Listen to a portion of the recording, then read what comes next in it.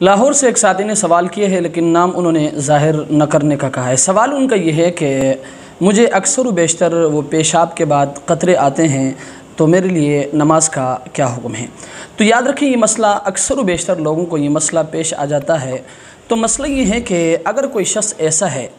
کہ اس کو پیشاب کے قطرے آتے ہیں، چاہے وہ پیشاب سے پہلے یا پیشاب کے بعد، تو یاد رکھیں یہ پیشاب کی بیماری تصور کیا جائے گا، لیکن یہ شخص معذور اس وقت شمار ہوگا جبکہ ایک مرتبہ نماز پڑھنے کا وقت بھی اس عذر کے بغیر نہ گزرے۔ مثلا کوئی شخص اس مرض میں ایسا مبتلا ہو گیا ہے کہ اتنے تسلسل کے ساتھ اس کو پیشاب کے قطرے آتے ہیں کہ وہ ایک مرتبہ فرض نماز پڑھنے کا وقت بھی اس کو نہیں ملتا۔ یاد رکھیں شرعاً یہ شخص معذور سمجھا جائے گا، اور اس شخص کے لیے حکم یہ ہے کہ وہ ہر نماز کے وقت کے لیے الگ الگ وضو کرے۔ مثلا مغرب کی نماز کے وقت کے لیے اس نے وضو کیا تو اس وقت میں جتنے چاہے وہ فرائض، نوافل، سنن اور اسی طرح قرآن کی تلاوت وغیرہ کرتے رہیں، لیکن یاد رکھیں اس درمیان میں اگر اس کو قطرے آئے بھی تو پاک ہی تصور کیا جائے گا۔ جیسے ہی اس نماز کا وقت ختم ہو جائے گا، مثلا مغرب کی نماز کے وقت کے لیے اس نے وضو کیا تھا، جیسے ہی مغرب کی نماز کا وقت ختم ہو کر عشاء کا وقت داخل ہو جائے تو یاد رکھیں اس شخص کا وضو ٹوٹ جائے گا، اگلی نماز کے لیے اس کو دوبارہ وضو کرنا پڑے گا۔ یاد رکھیں اگر کوئی شخص ایسا نہیں ہے